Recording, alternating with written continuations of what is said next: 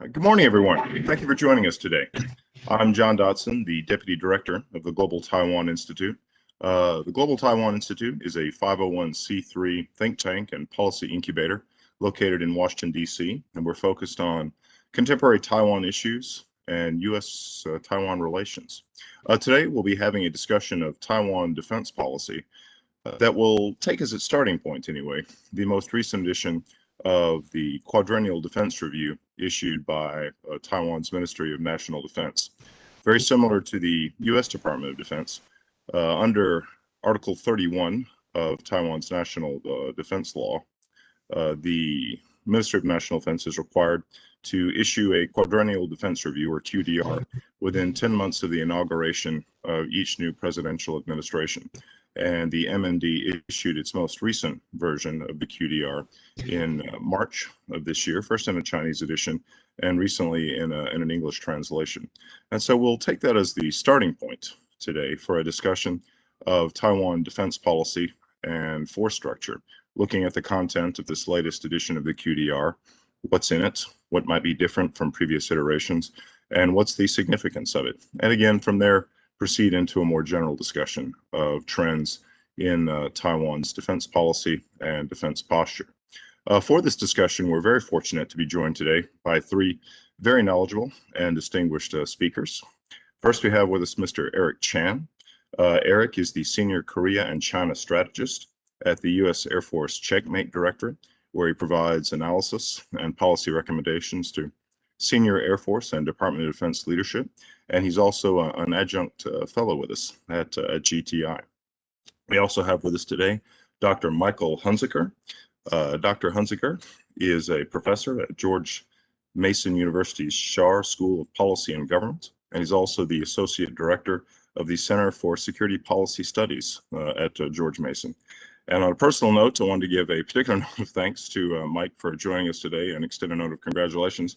He and his wife have just had a new baby, a very new baby born on Monday. And despite all this, despite his hectic family life, he has still been kind enough to join us today. So, Mike, you are either a very dedicated or foolhardy man. I'm not sure. But either way, thank you very much for joining us today. And last, but certainly not least, we have with us Mr. Fumey. Mr. May is a longtime analyst and writer on Taiwan defense issues, and he is the director of the Taiwan Security Analysis Center, a consultancy on Taiwan security issues located in New York. So, Mr. May, thank you to you as well, sir. For the format today, I will begin by asking each one of our guests to speak briefly to get their thoughts on this latest edition of the QDR and what it might mean for the direction of Taiwan's defense policy. Again, roughly about 5 minutes or so for each guest. But from there, we'll proceed to the Q&A. And I wanted to remind everyone watching us online that you too are part of this conversation. And please send us your questions. If you have questions that you wish to address to our guests, you may either put them in the YouTube chat window, or you may send them via email to contact@globaltaiwan.org, and we'll be drawing from your questions to present to our three guests today as we get further on into our discussion. So again, you too are part of this conversation, so please send us your questions. With that, and I think without any further ado, I'll turn to our first guest, Mr. Chan. If you could take the virtual floor, and it is yours, sir. Okay. Well, John, I want to thank you again for inviting me to such a great conversation. I look forward to, some really good talks with our guest other speakers and as well as our YouTube community out there. So this QDR, a lot of times QDRs are cut and paste affairs. And to be fair, there's a little bit of this in this most recent iteration of the Taiwan's QDR. But surprisingly, there are a number of pretty big shifts that show that, they're taking the MND is taking a little bit of thought into, the changing status of, U.S.-China competition and the Asia-Pacific region. So a few things that came out to me when I started to look at this was that the prioritizations on the big strategy level are now different, right? The very first thing that they mentioned as their priority preservation of democracy, right? So that actually takes precedence over issues like national sovereignty, which has always been the big focus of the previous QDRs. Second big shift is finally, formally at least, talking about the items that are required in the overall defense concept, the relatively new defense concept that was developed under the Tsai administration. And then finally, what struck me was there's a talk about a back to basics. Previous QDRs talked a lot about joint warfare. This one talks a bit more about things like realistic training, refined training for conscripts. So they're really taking seriously, at least formally, the idea that their reserve system is in serious need of reform, and that training today at least for the Taiwan Army has been not where it could be. So those three things, and one more, the inclusion of things like gray zone warfare and cognitive warfare. Again, there is some scattered talk about it in previous QDRs, but this one really focuses an entire section talking about the cognitive threat and how that plays a role in the bigger gray zone warfare campaign that integrates elements of military coercion along with economic pressure and psychological pressure. So it's saying a lot of the things that me as a US observer would wish Taiwan to say. And now the question is, how deeply some of these ideas are going to be implemented. I'm heartened, at least, to see that some of the discussions that previous administrations under previous environments would not have been comfortable discussing with the US, things like long-term strike, they're now on the table because of the overwhelming threat coming from the PRC. So there's been a bit more comfort, at least on the Taiwan part, to talk about these type of sensitive items, to think through a lot of the new things that they really need to be serious about their Taiwan defense. So with that concludes my little section. I welcome a little bit deeper discussion later. Okay, thank you, Eric. Thank you very much for that. Next, we'll turn Dr. Hunziker. We'll turn to you. The floor is yours, sir. Thanks so much, John. Greetings to everybody from sunny and always warm San Antonio. As John mentioned, just had a baby, so I apologize. I'm rarely short-winded, even under the best of circumstances. I'm probably going to drag on and on here. But let me get right to it, just because there's a non-zero chance I could pass out at any moment. I think Eric gave what I would call the optimistic interpretation of the QDR. And if I'm being honest, when it came to Taiwanese defense reform, I really did, until somewhat recently, think that hope was on the horizon. The Ministry of National Defense's overall defense concept offered what I saw as a coherent and compelling blueprint for doing what the U.S. had been advocating for quite some time, which is embracing asymmetry. And President Tsai really did make the case that she firmly backed both defense reform and, in some ways, even more importantly, improving the military's image and prestige in the eyes of Taiwanese voters. And then I read the 2021 Quadrennial Defense Review. And again, I'm going to give the pessimistic case. I will put it bluntly just so we can have a robust discussion in the Q&A. But the most charitable thing I think I can say about the 2021 QDR is that it might not be a step backward because it at least emphasizes, as Eric mentioned, some important priorities. But I'm being honest, I definitely do not see it as a step in the right direction, especially given, I think, the time crunch Taiwan faces. And since time is not something I think Taiwan or many other experts think Taiwan may have in abundance, I'm not sure the United States should applaud M&D for marking time or moving sideways, which is sort of what I see the QDR doing. In my view, Taiwan needs asymmetry, and it needs it now. Asymmetry represents a dramatic departure from the status quo, and reforms of the magnitude required to implement genuine asymmetry will take years, if not generations, to bear fruit. And in my mind, there is just no way to spin the 2021 QDR. It shoots an indigenously produced torpedo right through the heart of asymmetry. There are at least 4 things that concern me the most about the blueprint that this 2021 QDR offers. First, and I think most important, it, at least in my read, clearly signals that the overall defense concept is dead. The term does not appear one time in the entire English language translation of the document. Since I would imagine the Pentagon has to be one of the principal audiences of the English translation of the 2021 QDR, and since the Pentagon has largely thrown its weight behind asymmetry, this doesn't strike me as a particularly subtle read between the lines kind of message. I think it was pretty well known that the ODC had fallen into disfavor among many senior Taiwanese officers, but the QDR made ODC's status as a concept non grata explicit. In fact, I'm even starting to hear rumors and mumblings that the term overall defense concept itself has been de facto banned in discussions among high-ranking officers in Taiwan. Second, the 2021 QDR does not offer or even seem to hint at a coherent replacement for the overall defense concept. Although I might not agree with the decision to abandon or move away from asymmetry as I would prefer to see it in general and the overall defense concept in particular, I can understand that reasonable professionals who disagree with the overall defense concept's prescriptions. What I'm having a problem understanding is a decision to scrap the ODC without articulating an alternative strategic concept to guide force modernization, combat planning, and peacetime training. Third, instead of offering this kind of coherent alternative blueprint that takes very seriously time constraints and financial constraints, in my read of it, the 2021 QDR comes across like a grab bag of good ideas and wishful, if not dangerous thinking. And I'm not saying I don't see how the various parts of this overarching resolute defense, multi-domain deterrence fit together in theory. What I'm suggesting is that I'm having a hard time seeing how Taiwan can possibly afford to pay for all of the various priorities contained within resolute defense, multi-domain deterrence, especially these so-called fundamental elements, or what I would just call symmetric weapons, or how it plans to acquire all these capabilities in a realistic time frame to deter aggression. To give credit where credit's due, some of the QDR's priorities do make a lot of sense. Take, for example, the QDR's emphasis on changing the military's culture, cultivating a high-quality active duty force, and improving the overall quality of life for Taiwanese servicemen and servicewomen. Making military service more rewarding, honorable, and prestigious can only help improve the quality and quantity of Taiwan's fighting forces.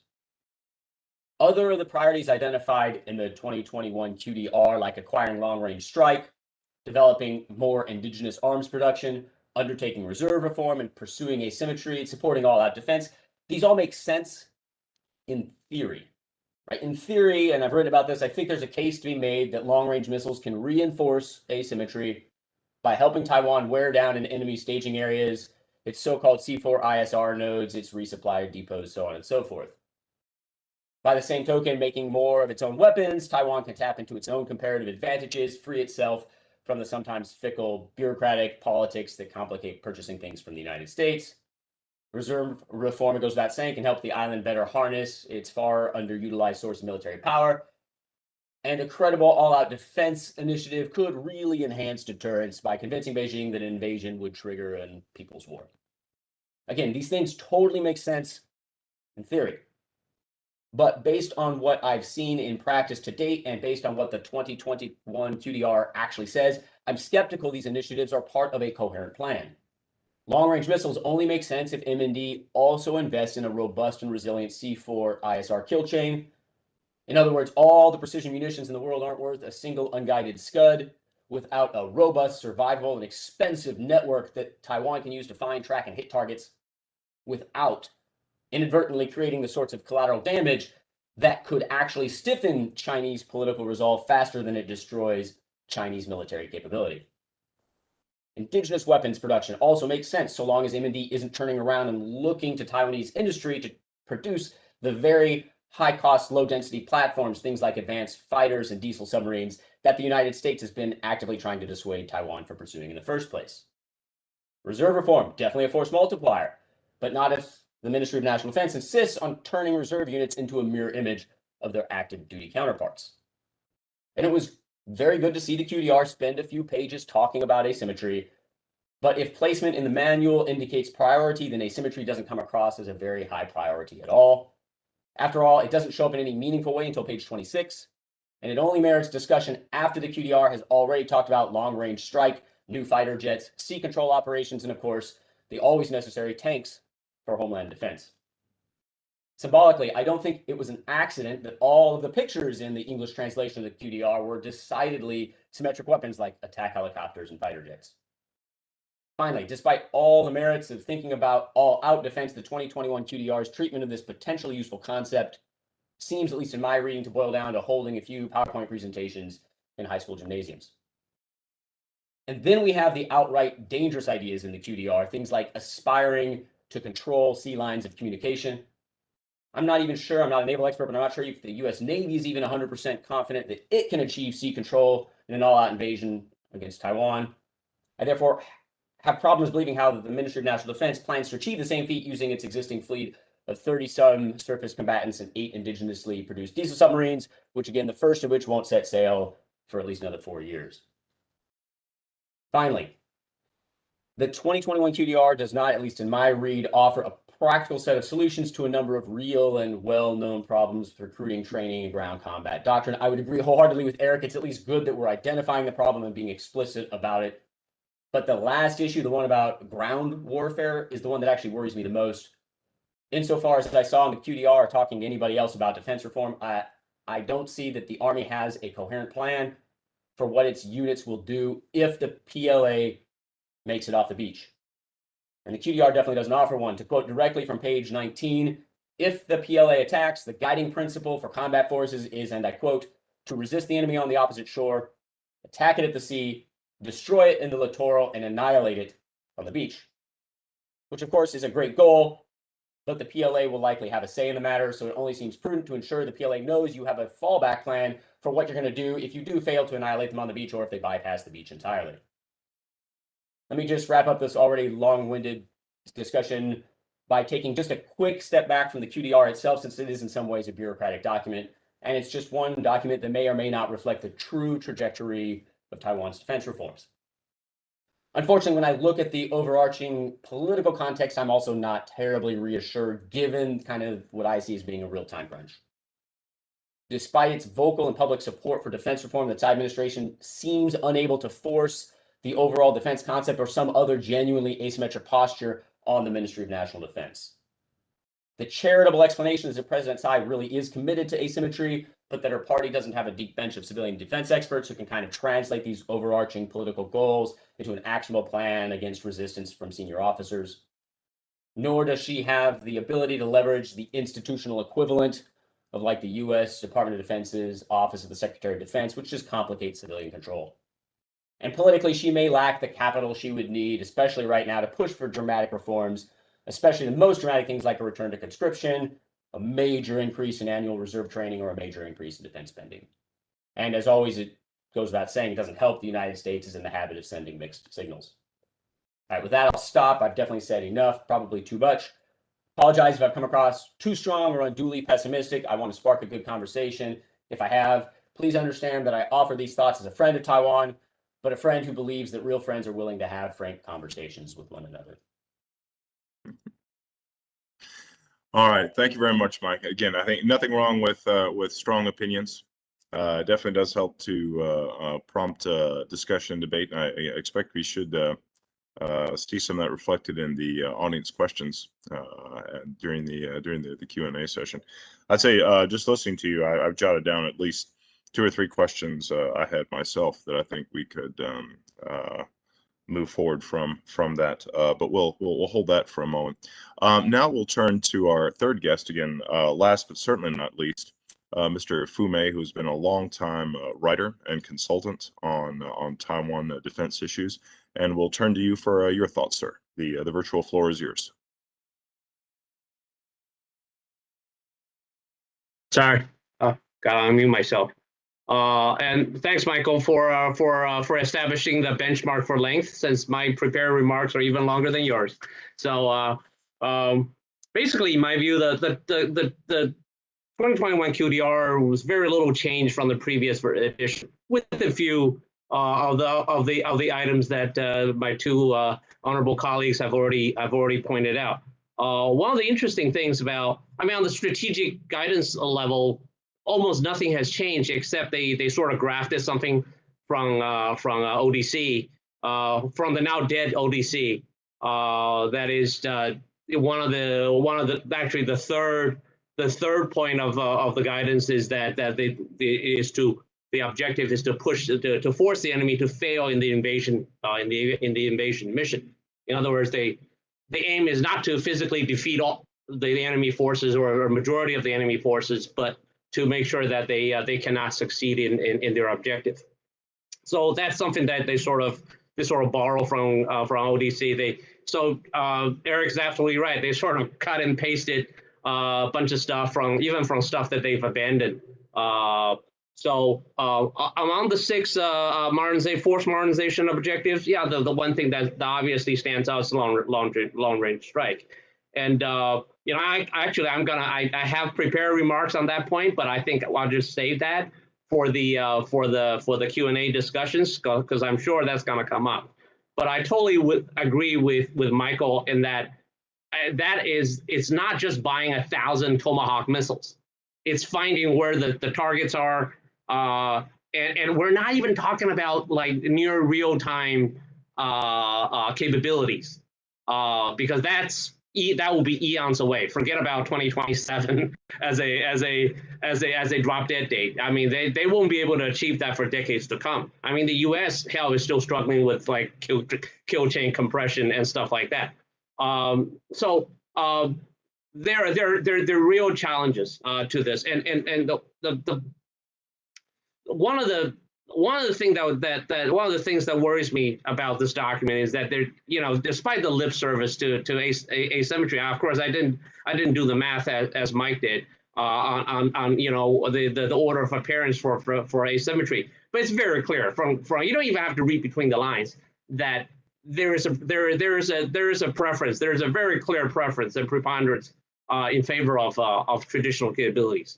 And that's a product of many internal bureaucratic and political dynamics.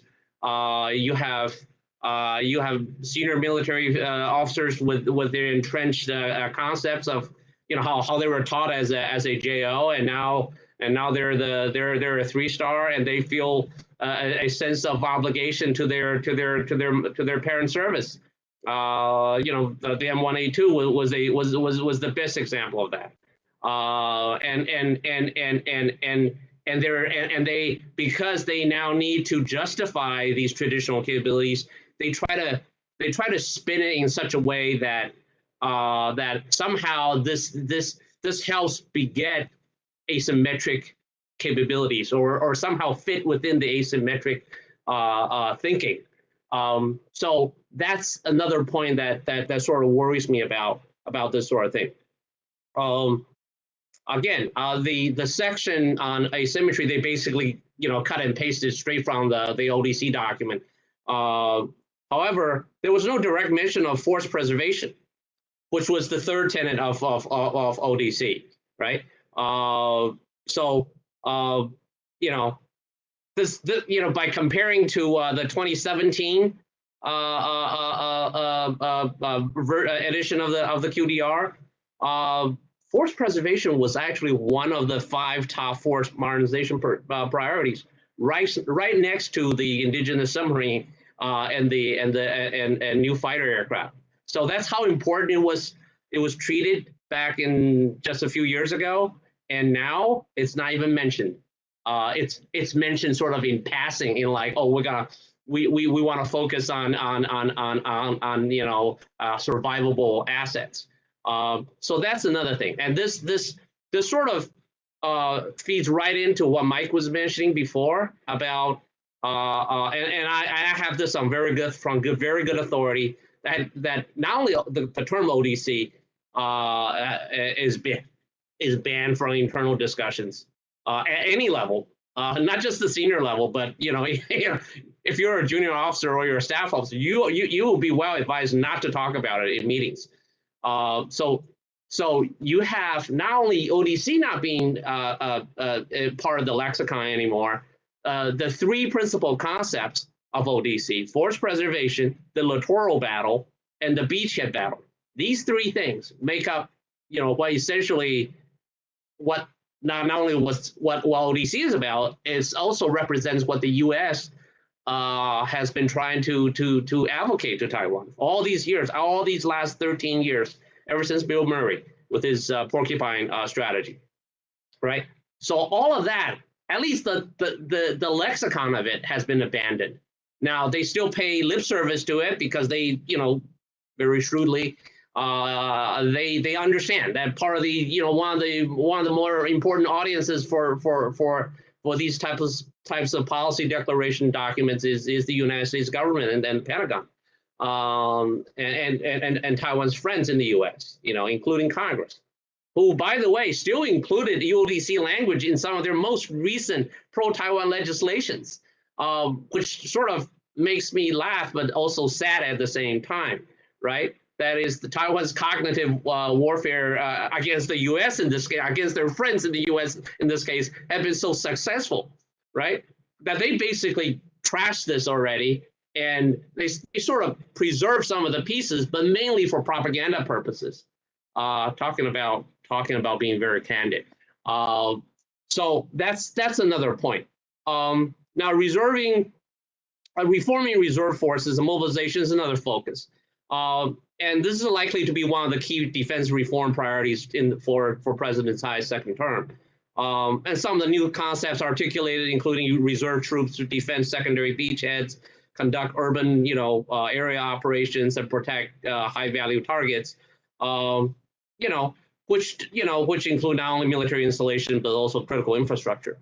Again, this is straight out of ODC or Admiral Li Shiming's playbook.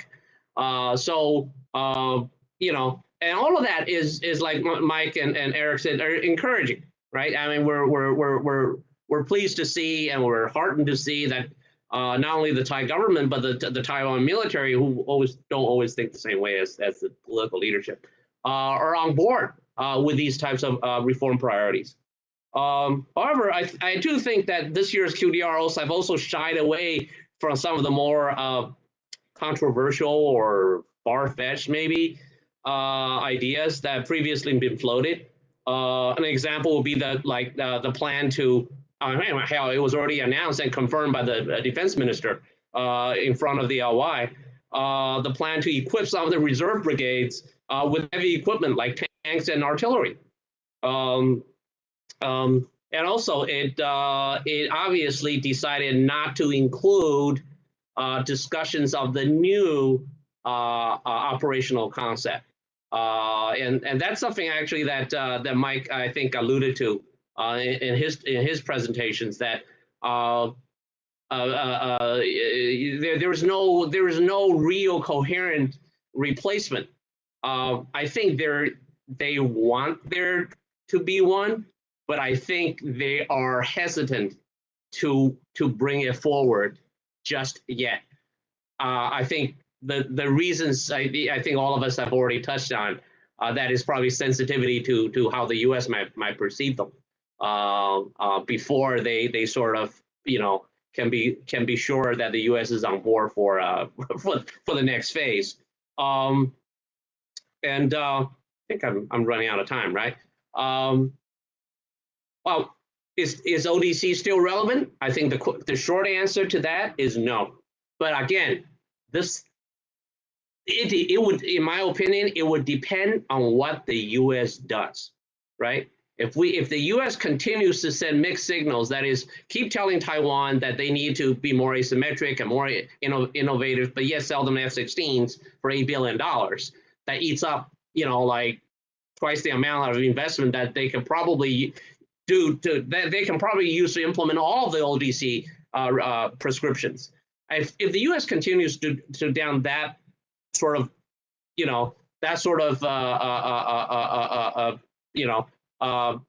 policy towards Taiwan, and then you guys are right.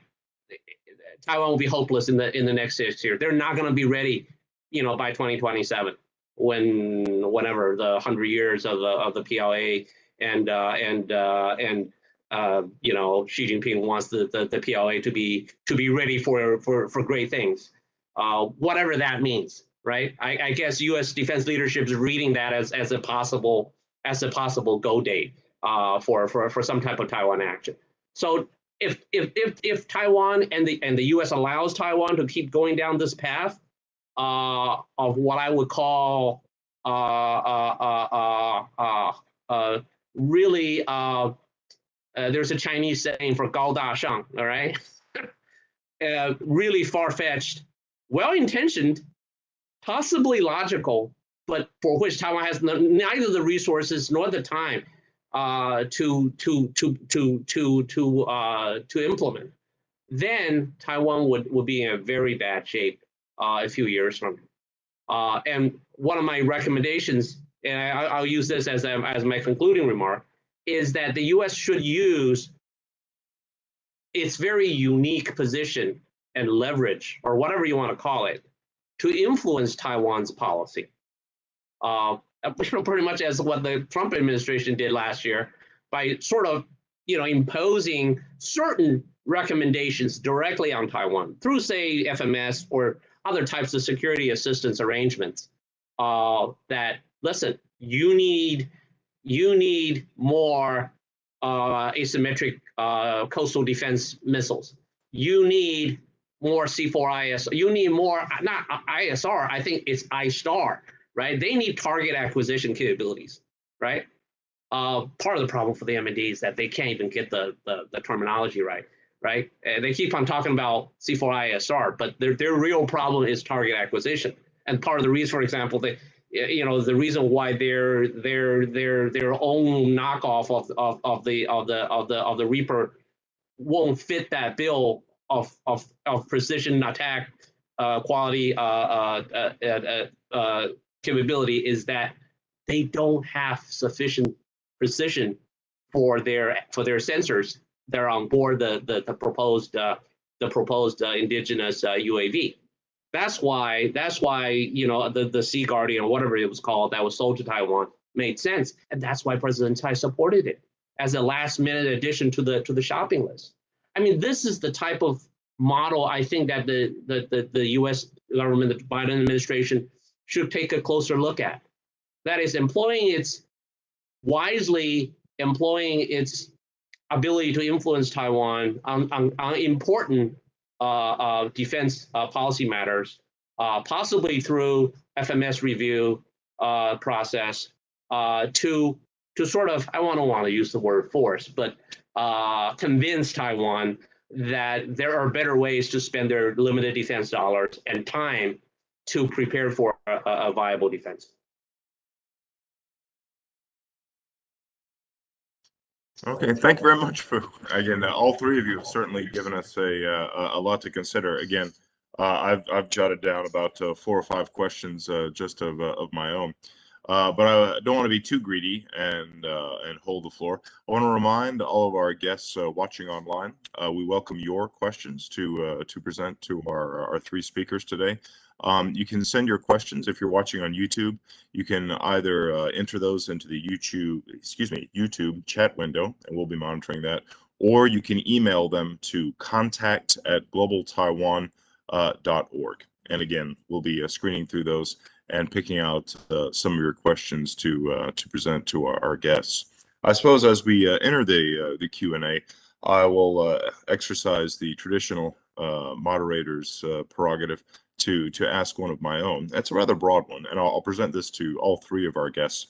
In your comments, more than one of you had touched upon or mentioned the overall defense concept, or ODC, which for those of our guests watching who may not be so familiar with it, that was a set of ideas that, correct me if I'm wrong, seemed to really emerge around 2017 or so, I think, or around the time that the previous edition of the QDR was issued. And it was a set of ideas very much associated with or promoted by Admiral Li Shiming, the former chief of the RLC General Staff.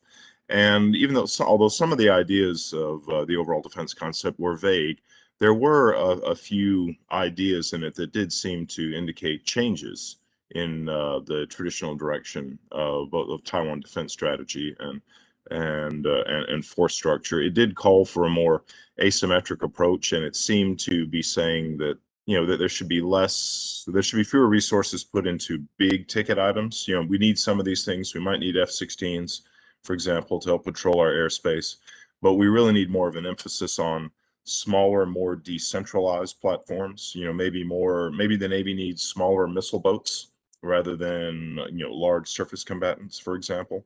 And maybe we need more UAVs, things like this.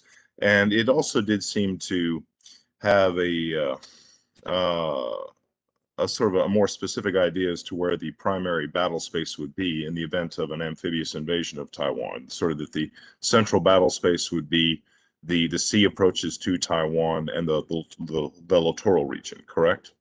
Now, what I've heard from some of our guests here today is that they see that, well, either not just the QDR, but Taiwan defense orientation in a broad sense has moved away from that. I've heard a couple of you say that the ODC is dead. And what I wanted to ask was, if that is true, why did that happen? Is this primarily a matter of internal bureaucratic politics within the ROC military, or is there a different set of perspectives as to what Taiwan really needs for its defense policy? Again, some of you have mentioned that the ODC was well received in American defense circles, in the Pentagon and so forth. But if it has been abandoned, why is that? Would any of you care to comment? I actually sort of anticipated this question, so I actually prepared a list. Just in case I miss any points. I think there are about a dozen. But I'll just pick some of the more interesting points.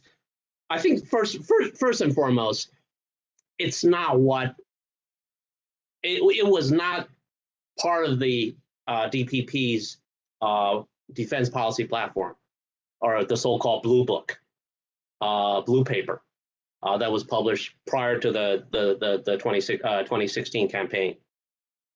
Presidential campaign.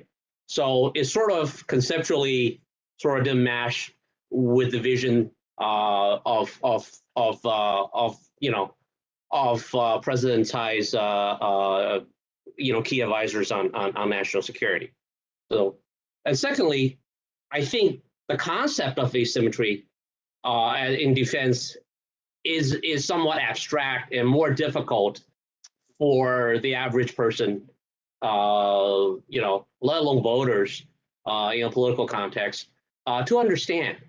It's much easier to show them, like, hey, we bought the most advanced version of the F-16s, and this could take, or our missiles can take the fight to the enemy and make you safer, and that sort of thing. So it's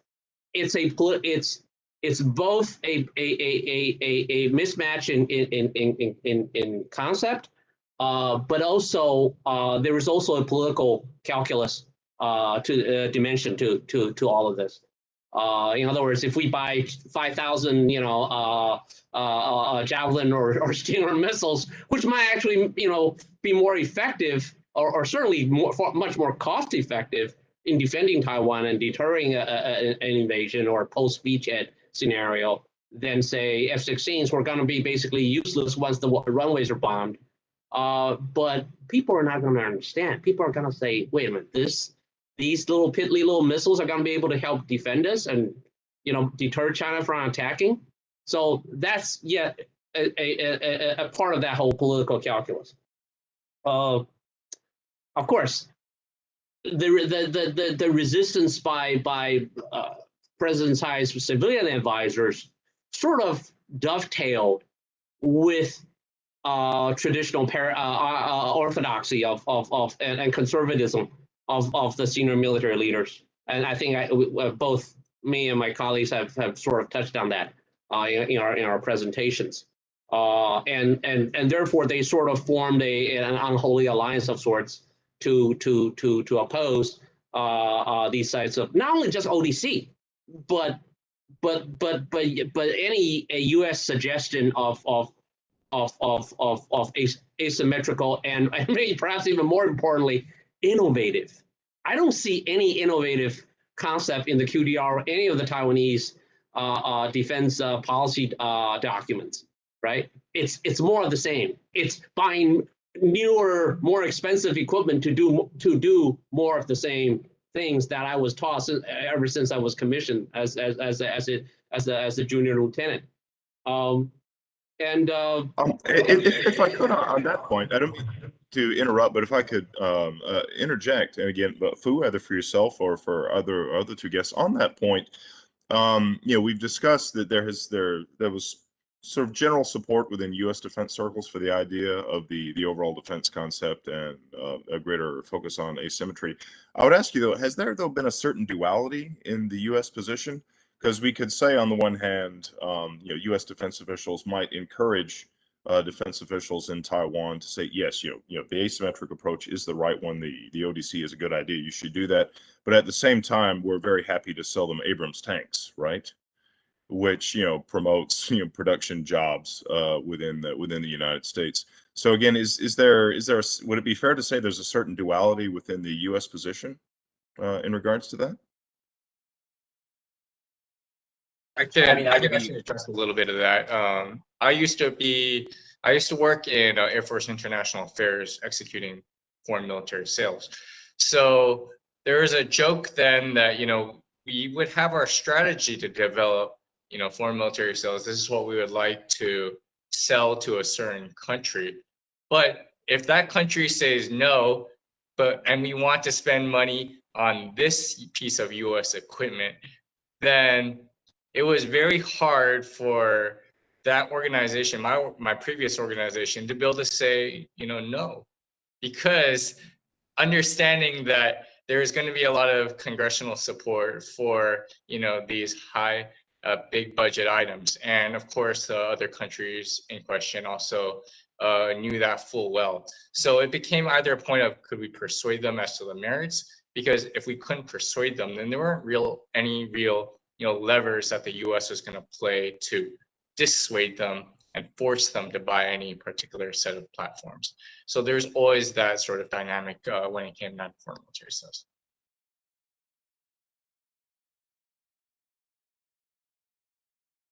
Okay, thank you, Eric.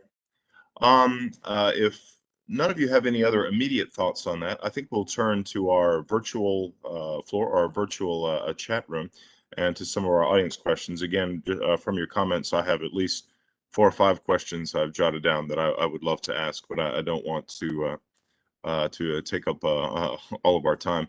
So I have a question that's been sent to us from Mr. Bill Holstein, the author of A Grand Strategy, Countering China, Taming Technology, and Restoring the Media. But Mr. Holstein asked this question. It says the semiconductors that TSMC, and that's a major Taiwan manufacturer of semiconductors, the semiconductors that TSMC sells in China are being used by the Chinese military. Can't Taiwan ease back on those sales or slow the pace of sales of the most advanced chips? It seems insane to be talking about defending Taiwan at the same time it is assisting the PLA. Is that a fair criticism or a fair point? What would the three of you think about that?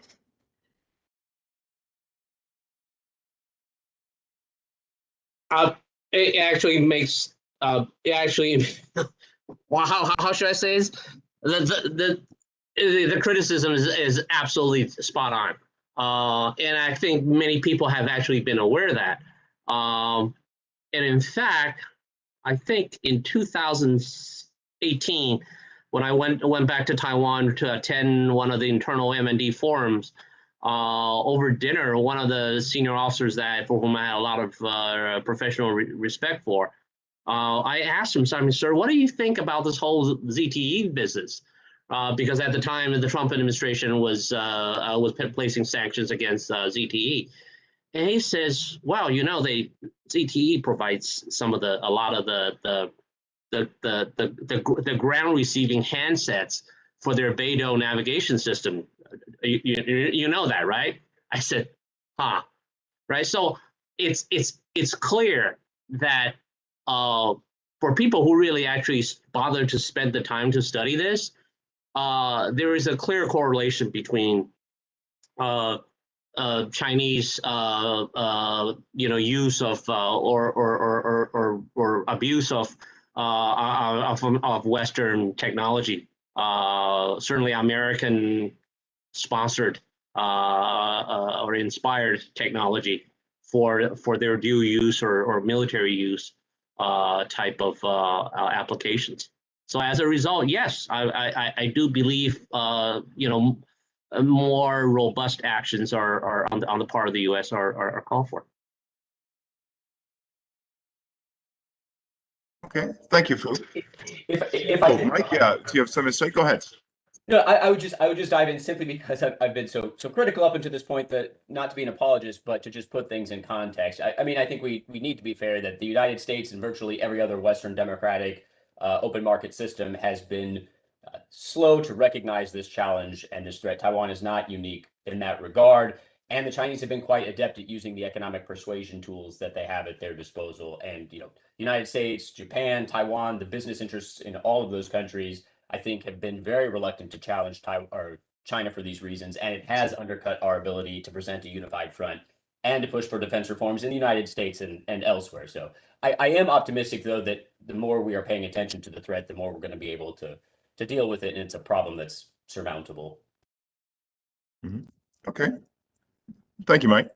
Actually, I perhaps have one more question of my own I would address to the group. You know, we were again discussing earlier that all the language about the ODC had been removed from this latest edition of the QDR. You were saying the ODC is dead, and some of you were wondering aloud as to, you know, what if anything has replaced it. In my own reading of the QDR, I mean, I don't know if it's a replacement in terms of a coherent strategy. Maybe it's just a slogan. I don't know, but there was, you know, the slogan of resolute defense, multi-domain deterrence that was presented in the QDR. And yeah, I think Mike had mentioned it. That's something I had noted too in my notes looking through it.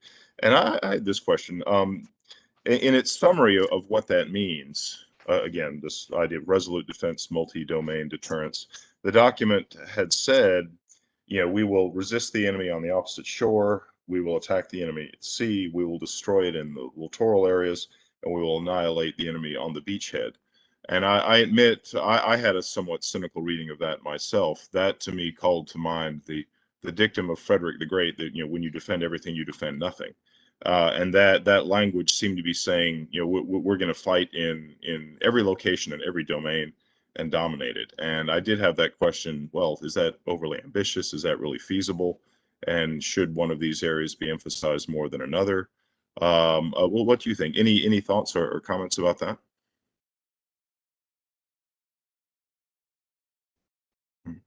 I mean, if I could, yeah, go ahead. if I could just jump in, I think there are two problems with this concept of resolute defense, multi-domain deterrence. The first is that it does says we'll just do it all, which is already problematic for reasons that anybody that studies defense budget constraints can understand. Taiwan has an especially pernicious problem given its real political aversion to heavy defense spending and the timelines it likely faces, even in an optimistic read of the situation. But I think actually the problem with resolute defense, multi-domain deterrence, as articulated in the 2021 QDR, is doubly dangerous because the one place they really aren't talking about fighting is any place past the beachhead. So this idea that, you know, somehow you can avoid fighting in the mountains, fighting in the streets, fighting in urban areas, fighting in the farmlands, that's something that I think should be explicitly signaled, even if yet there isn't a concept for how to do it, both as sort of a clarion call, a blueprint for the services to begin thinking about how do you fight a prolonged defense in depth to buy the United States time to intervene if that's what it chooses to do, and to signal to the Chinese that there is no way around this problem set, no immaculate solution by which you can kind of circumvent the beachhead and then exploit some pillar. And if the Taiwanese people think that you're going to annihilate on the beachhead, and that's the thing that you've been signaling to everybody, and then all of a sudden you have tens, if not more, thousands of troops, not on the beachhead that have made it inland, that have made it to urban areas, I think you could have a real problem with popular resolve at that critical, decisive moment when you need the people to be ready to buckle down for what hopefully will be a prolonged conflict that buys time for the U.S. and its allies to get in. Okay, thank you, Mike. We have several questions that are coming in now from our online audience. I'll direct this one to you. This one comes from Julian Spencer Churchill at Concordia University, who presents actually a two-part question or two separate questions. The first, is there a more preparedness-oriented faction within Tsai Ing-wen's government? It's kind of an interesting question, or, you know, I guess the idea there being, are there sort of different factions who would place different priorities in terms of defense posture within the current administration?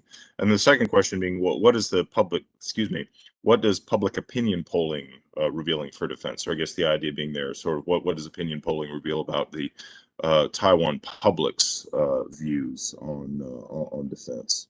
Would either of you care to take a stab at either of those two questions? Well, I think there are not any there aren't any political figures in Taiwan or their advisors that would actually openly talk about not supporting preparedness. But this is kind of like Animal Farm, right? I mean, some are more equal than others. Some are actually trying to do something about preparedness.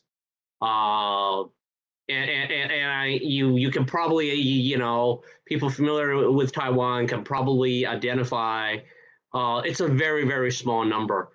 People are actually taking concrete steps rather than, give another speech during testimony in the LY to talk about how much he or she supports defense. But taking steps to organize people for civil defense type of things, initiatives like the what's it called, the Be Prepared initiative that AIT Taipei kind of supports. So it's still in the very, very early stages, and it is definitely in the minority. And I think it actually has attracted some unwanted jealousy or whatever you want to call it from other factions within the party, and certainly from the opposition party, right? So that's, so it's a long road ahead, right? But I do think that the government is tacitly supporting, certainly not discouraging these types of initiatives. So that's part one to the question.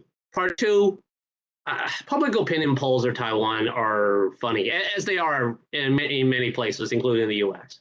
Right? I mean, one of the most frequently cited polls is that 70% of the Taiwanese people or young people are willing to fight for Taiwan. I don't know whether to believe or how much to believe of that. I think conceptually, most people in Taiwan don't want to be forcibly reunified with China. Because they're seeing what's happening on the mainland, what's happening in Xinjiang, what's happening in Hong Kong, what they're doing to Taiwan, even without having conquered Taiwan, right? So I think there is a natural aversion to passively submitting. But if you ask them whether you'll be willing to join the army or join a militia in case they do land and go and get to post beachhead, I don't know. I don't think the posters have actually asked that type of questions, or they're just too smart to actually ask those types of questions, because many of these polls are probably funded by interested political parties or elements, right? Sure. So they may actually not like the answers. Yeah, if I could, let me piggyback off that, or sort of ask a related or follow-on question.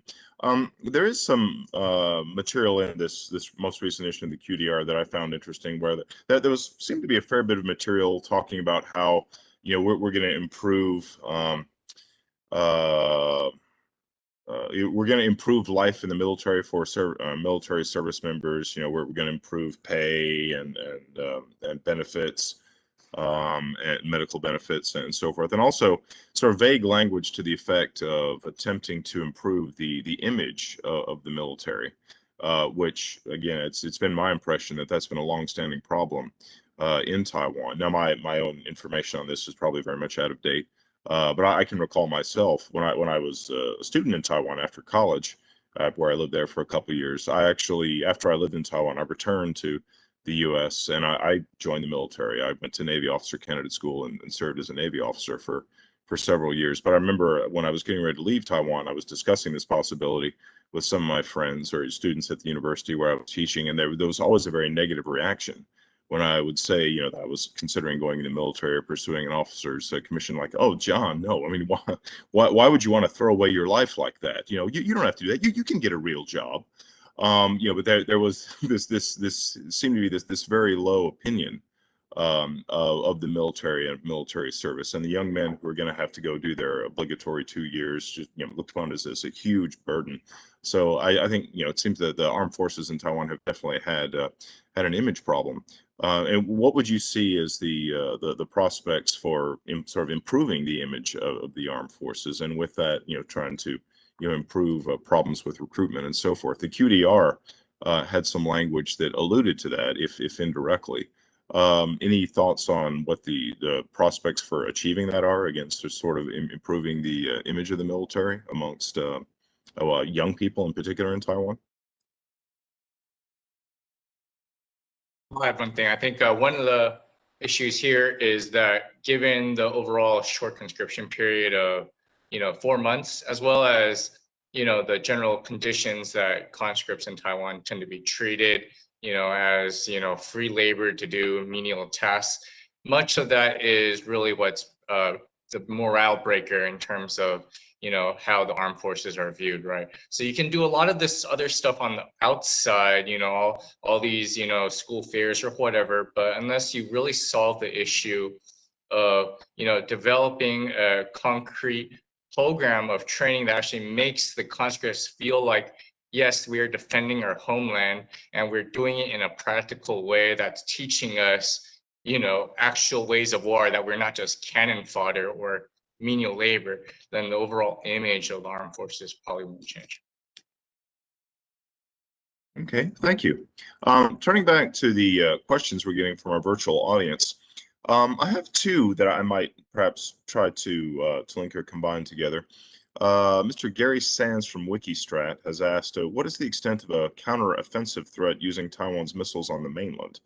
And also from Rowan Alport with the Human Security Center, who asks, what are the critical issues surrounding Taiwan's plan for offensive missile strikes against the mainland?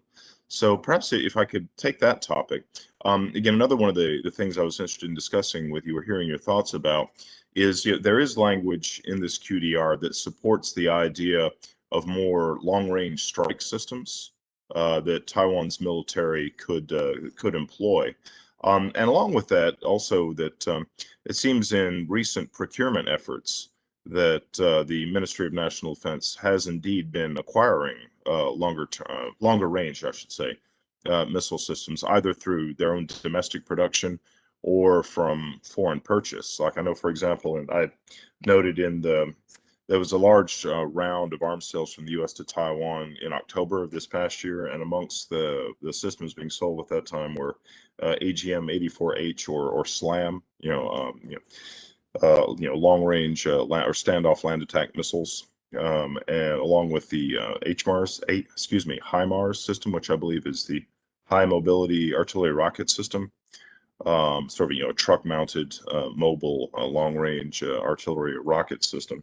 So it seems like there's this language in the QDR that supports the idea of longer-range strike systems, but we've also seen through purchases and also through domestic production in Taiwan of longer-range strike systems that doesn't indeed seem to be going forward. So I'd ask your thoughts on what is the place and the role of a long-range strike in Taiwan's defense strategy now, and the thinking of senior officials in MND.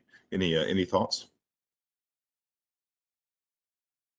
Yeah, actually, this is part of my prepared remarks that I wasn't able to get to, and it's actually interesting in a couple of ways. First of all, it's not clear yet, from my understanding and from my talking to senior people, that whether the Taiwan military sees deep interdiction systems as effectors to neutralize the threat at source, in other words, it will do the whole job by itself, or do they see them as so-called enablers? In other words, these are things they use to degrade PLA air defenses, which are so dense that, according to Taiwanese simulations over the past decade, that they know that they can't penetrate without taking heavy losses with conventional airstrike packages. So in other words, what do they do? Do they use these to do the job entirely by themselves, or do they expect that these are more realistically they're more of enablers that will allow follow-on manned strikes by strikes by manned aircraft to reach their targets at attritional, acceptable attritional levels. In either case, though, any such long-range weapons will likely be only of only limited number and overall capability. Number one, it's to deliver 1,000 pounds of explosives by a guided missile that can place it within technical effective radius or CEP of the target is going to cost anywhere from 8 to 20 times as much as a dumb bomb dropped from an F-16. So in other words, for you to deliver the same amount of firepower onto a target area to neutralize a target, especially hardened targets, is going to cost a lot more. Okay, and that's just talking about the cost of the munition itself.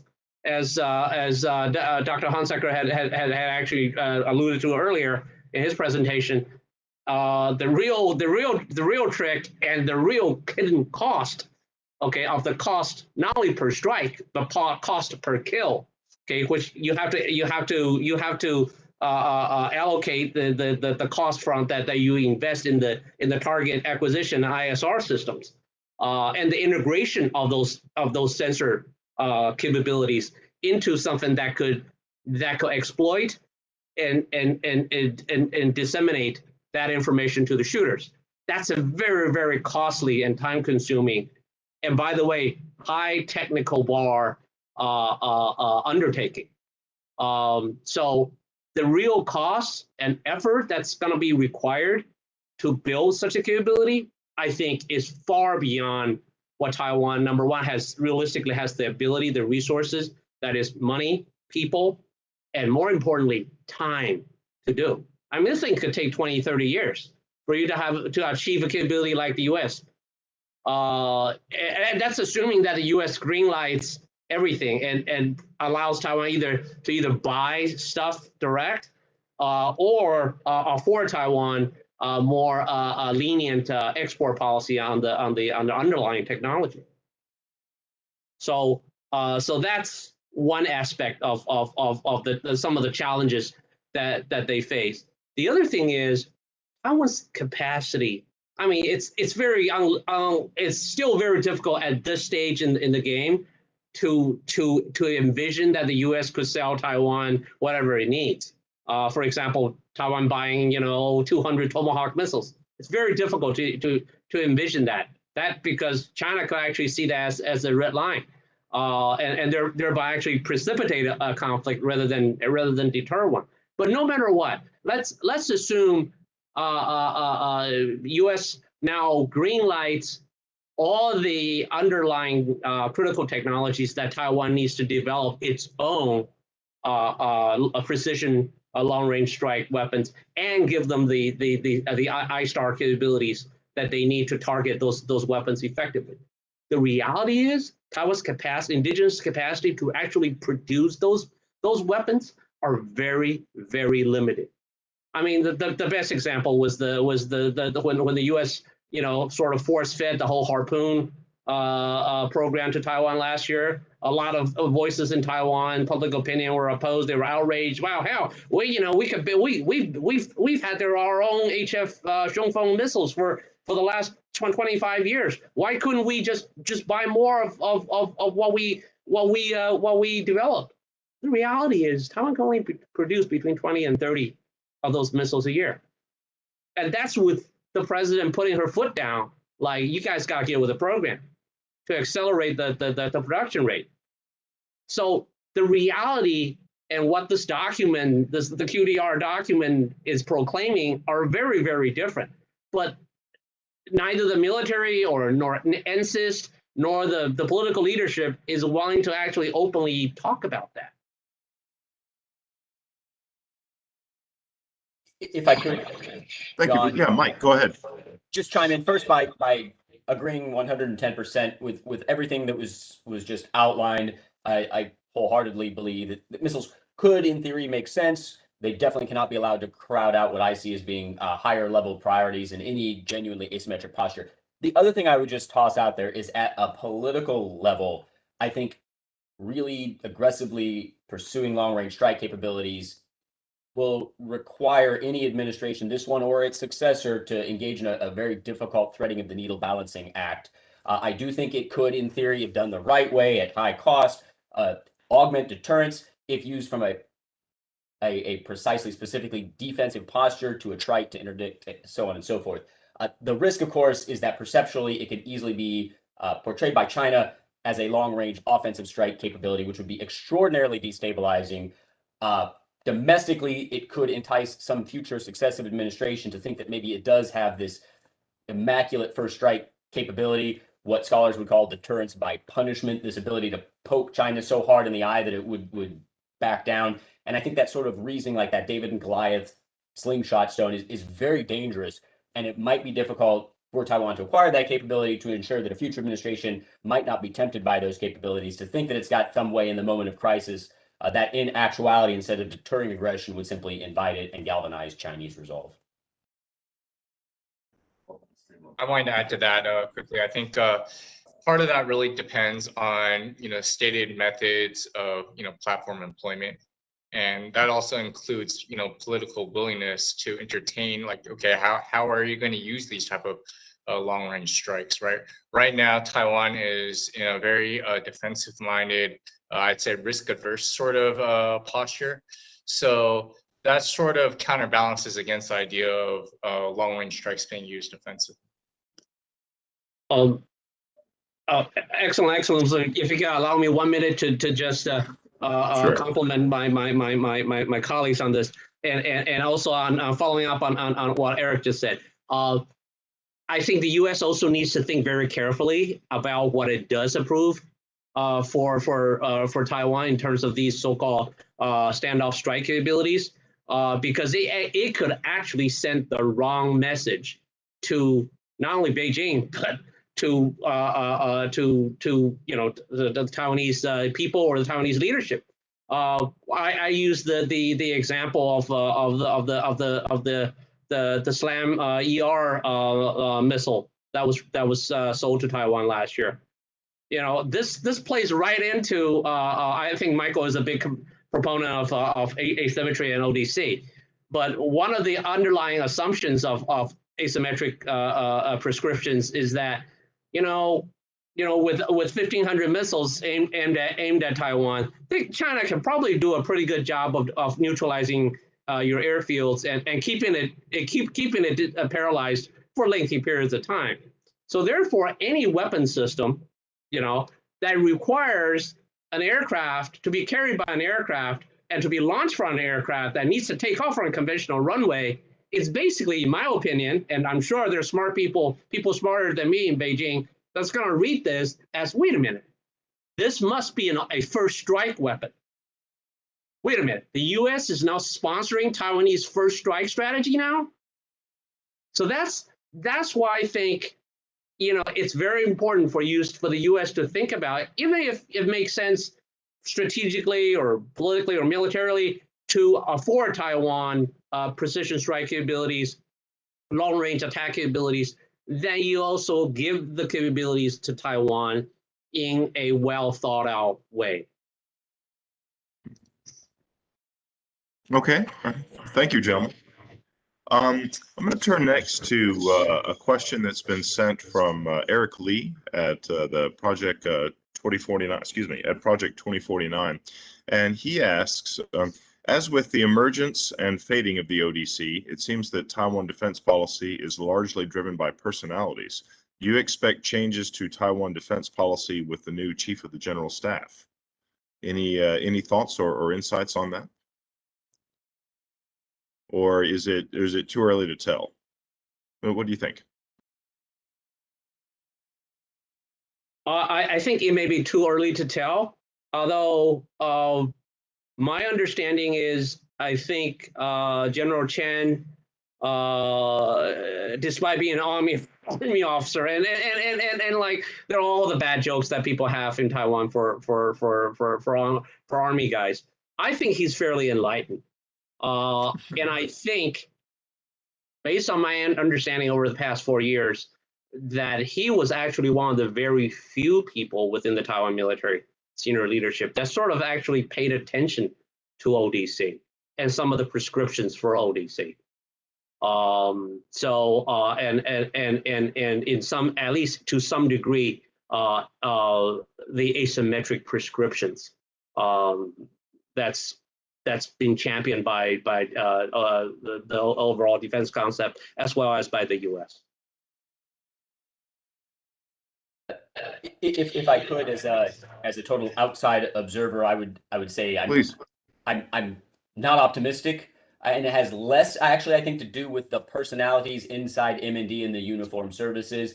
Although I think it stands to reason that the active duty military in Taiwan is conservative leaning in terms of how it thinks about warfare. Therefore, to have a prior service 4-star moved up to a civilian position doesn't necessarily give me a whole lot of reason for optimism. But I think the larger point is beyond personalities, and personality conflicts clearly played a role in ODC's demise. But beyond personalities, there are just powerful bureaucratic institutional interests. Individuals come and go, these interests stay, and they have a very stifling effect, and they transform individual interests as they move up the chain of command, which is why I appreciated the earlier comment about making the ODC concept, concept non grata, not allowing it to be talked, has a very chilling effect. I think at the end of the day, I'm not going to be optimistic until I see the political incentives for the political leadership for the Tsai administration to really lean heavy and bear the political costs associated with kind of forcing change from the top down, to give the cover fire that would be necessary for the pro-reform minded officers who otherwise right now are just bunkering down in their trenches, waiting for their opportunity. Until I see that, and I don't see a lot out there that suggests that's going to happen in the last 3 years of this administration, I'm just not super optimistic. Okay, thank you. The next question I'm going to turn to has been sent to us by Mr. Michael Fonte, representative of the Democratic Progressive Party in Washington. And he asked this question: some U.S. officials have put forth the notion of a territorial reserve force, or forces specifically designed for a given locale, locally commanded so they could work under a communications blackout with local weapons and with rigorous training provided to these forces. Would such units be effective in defending Taiwan?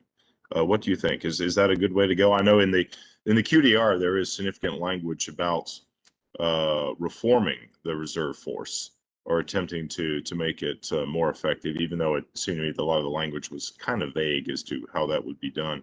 But what would you say in response to this particular question? Would that be a legitimate way to go in terms of reforming Taiwan's defense forces, or should they take another direction? Any thoughts? If I could jump in, I know I've been a pretty forceful advocate in a lot of the things I've written for a territorial defense force. I personally think that reserve reform would be misguided if it did not contain an explicit element of taking a big chunk of the reserve force and orienting it towards a territorial defense, militia, fight in your homes, fight in the streets around you orientation. I think it's a not to be blunt, but it's a fool's errand to try to turn a reserve force into an operational reserve along the U.S. model. I think those of us who've been on active duty and in the reserves in the U.S. ourselves question the viability of the operational model. For Taiwan, I definitely don't think it makes sense. But that reserve units, which are dedicated, trained, prepared, and equipped with doctrine and training to fight that way, I think could do a great deal to enhance deterrence and fill in that gap I keep alluding to between what happens at the beaches and kind of the end, by convincing Chinese authorities that any attack that makes it past the beachhead is still going to be, in essence, running into popular warfare. I do see some lip service to this in the 2021 QDR, but as you mentioned, it comes across very vague. The only concrete guidance that I seem to see is, we're going to have some presentations in gymnasiums. Somebody else previously mentioned that, the Tsai administration has tacit support for these ideas. The bottom line is, I already think there are reasons, reasonable people could look at Taiwanese public opinion and say, would the Taiwanese fight or not? I'm actually pretty optimistic about it. But what I'm not optimistic about is that, just given the shortage of guns and ammunition in Taiwan and the relative lack of combat experience, that somehow a grassroots insurgency is just going to kind of pop up on its own if we've just given a bunch of presentations and handed out some manuals and brochures in advance. I think if Taiwan is serious about territorial defense, and I don't get the sense that the Tsai administration and MND are, but if it is and it wants this to be a viable part of its deterrence posture, I think even more urgent than long-range strike weapons and coastal defense missiles, this is something money and effort, initiative, and organization have to be put behind. It has to happen now. Because if the people have a problem or challenge kind of envisioning what victory looks like using javelins and man pads and other asymmetric weapons, then this idea that they themselves could be waging guerrilla warfare in the streets, that's just going to be a real tough thing to wrap their minds around. It's going to take an incredible amount of political capital, political vision to kind of make that narrative clear to the people to convince them to support these reforms. I was going to say, as a follow-up to that, in the course of this discussion, I've heard from some of you about how Taiwan's defense posture and force structure is shaped by the bureaucratic preferences of the services. And my question would be, would something like, trying to organize or put more resources and attention into something like a territorial reserve force, would that further butt up against the institutional prerogatives of the active duty military? And would it therefore be something likely to encounter bureaucratic resistance along those lines?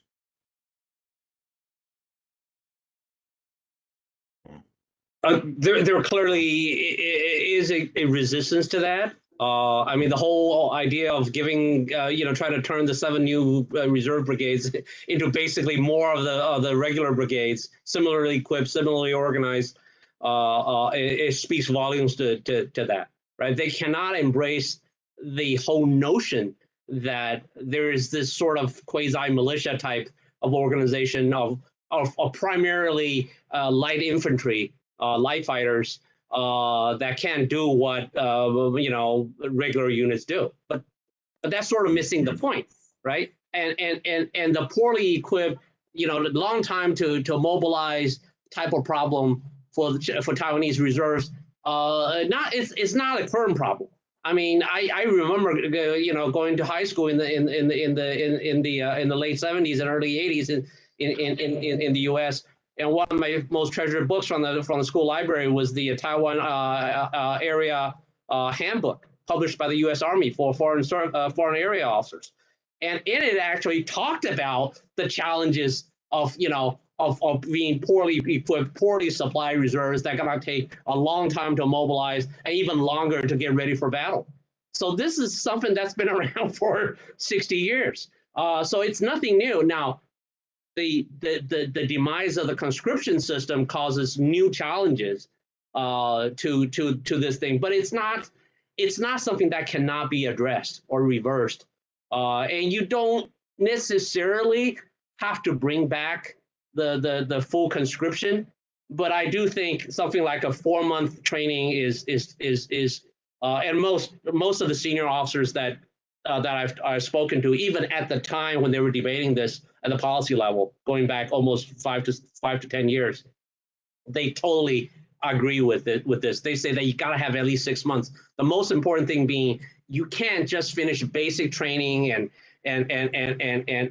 MOS training and then send them home. These guys got to be able to spend some time with the operational units so they know where to go to the bathroom, right? So I mean, right now, you expect these guys who basically learn how to shoot a rifle and maybe chuck a few grenades and do short order drills, and then the next thing is that when missiles start dropping in Taiwan, that they're gonna get organized and given third-rate weapons with worn-out rifle barrels, and somehow they're gonna be able to protect defend HVT targets in downtown Taipei.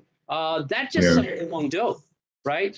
Yeah, I was going to say I would be very much inclined to agree. I would not envy the problem faced by planners in Taiwan's Ministry of National Defense in trying to sort this out and trying to create a more effective reserve system. Again, along with Mike, having been both an active duty and reserve military officer, I myself would really question the value of providing someone with essentially a summer's worth of training, boot camp, and then releasing them back into civilian life, and then expecting to possibly call upon them years later to serve effectively as part of a military unit. That would be a very, very daunting proposition. But I think we have time for perhaps 2 more questions. And I'm going to direct one that's come from Margot Garcia, who's actually one of our own GTI interns with us for the summer. And she's drawing upon a comment made by Dr. Hunziker, but I'll direct the question to all 3 members of our panel. The question is this. It was mentioned And again, from Dr. Hunziker's comment, you mentioned that you would be willing to give up the ODC if it was replaced with something else substantive. The problem, as you expressed, is that it hasn't been replaced with anything. So, and again, I'll direct this to all three of you. What do you think a good replacement for the ODC would look like? What would an effective overall defense strategy for Taiwan look like? I know that's a very broad question, but any thoughts or suggestions you might have there?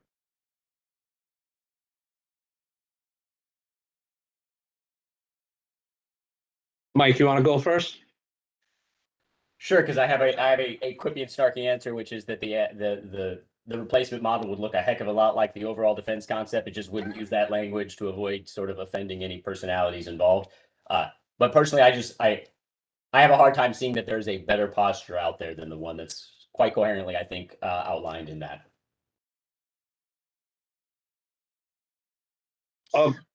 Several years ago, I actually came up with, because being aware of the political problems facing political challenges facing ODC, so I sort of came up with this facetious idea of bear paw and fish stew, right? You know the Chinese proverb that you can only have the bear paw or the fish as a delicacy, but you can't afford both, right?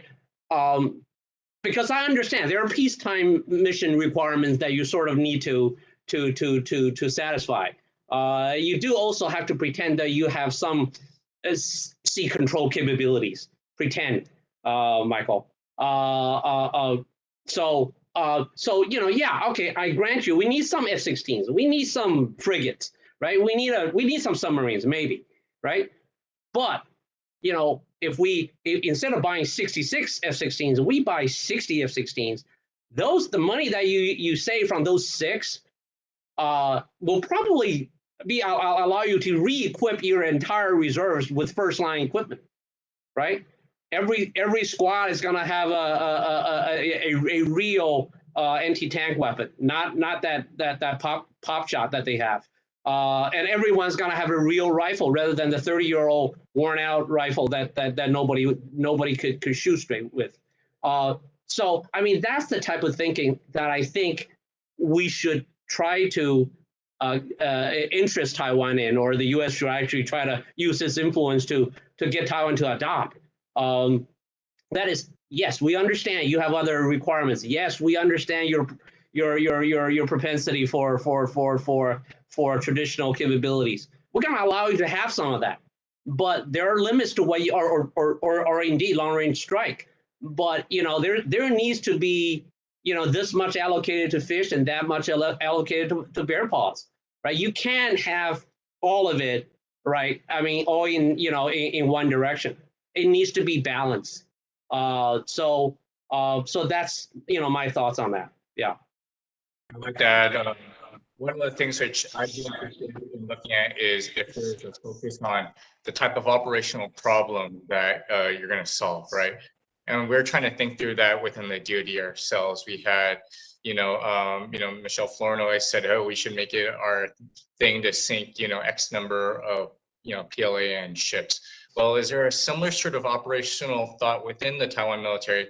We are going to kill X people if they come across the fence. We're going to sink X number of ships. There should be some sort of focus problem that they're looking at versus, like I said, trying to spread everything out and really not defending against anything. Mm-hmm. Okay. Related to that, Mike, Sorry. Go ahead.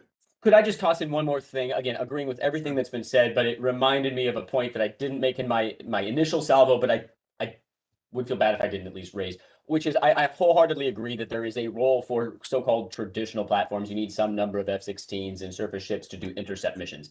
What really concerns me, or one of the things that really concerns me about the QDR, and I hear it in other sort of defense conversations in Taiwan, is this slippery slope logic of the gray zone, where it seems like there's a desire for traditional weapons. The gray zone therefore becomes the justification for acquiring and maintaining those weapons. And then the way that the gray zone is described becomes this all-encompassing kitchen sink boogeyman that is an existential threat.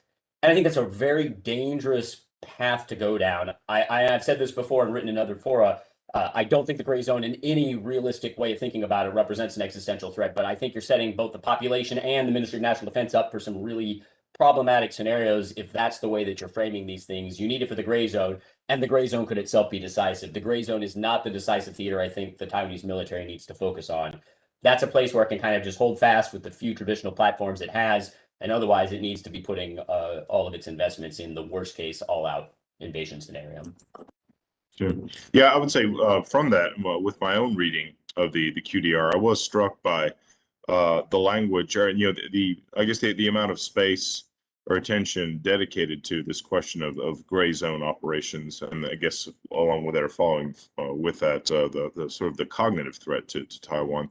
But with this threat of gray zone operations, it seemed the QDR seemed very vague in terms of what Taiwan's own military forces could do about it. It seemed to lay out that this is a big problem, but again, it wasn't entirely clear as to what the response would be. And now that may largely be an extent to the nature of bureaucratic documents, and maybe it's also a reflection of the fact that there's not necessarily a clear answer, or at least one that can be clearly and succinctly laid out in a document like that.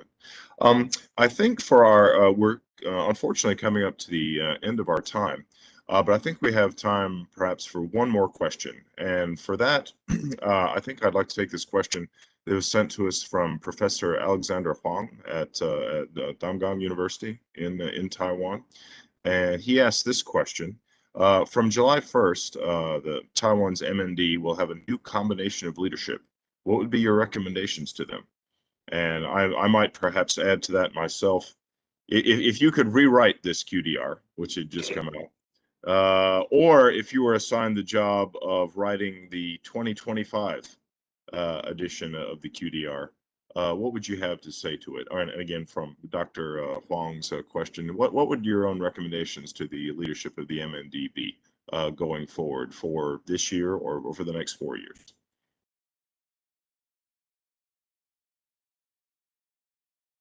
Gentlemen? I'll take it first stab.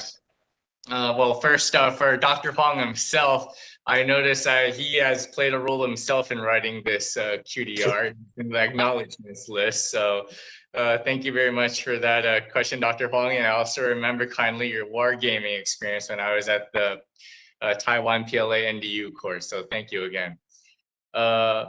What I would like to see is that, Taiwan has just been through a period of a significant number of US FMS cases. And now the question is, how are you going to integrate all of these capabilities, right? And it's a little bit concerning to me too, like, okay, yes, perhaps ODC is now, out as a formal idea. So how are you going to focus the asymmetric ideas as well as all these new platforms that Taiwan has now acquired, right? And knowing that in the next few years, probably the number of FMS cases will probably go down just as a function of both budget as well as integration abilities.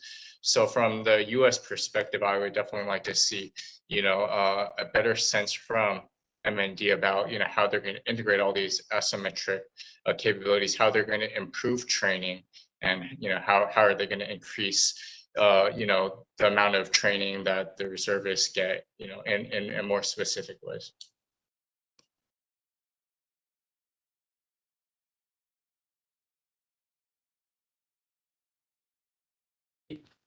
If I could channel my inner politician and sidestep that excellent question, to which I think the answer is probably already abundantly clear what I would say, and actually just shift slightly to say what more than anything I would like to see, especially in the last 3 years of the Tsai administration, is some very serious political capital invested from the highest levels to signal to the Ministry of National Defense that asymmetry is the answer and that it is the direction in which the ministry will go.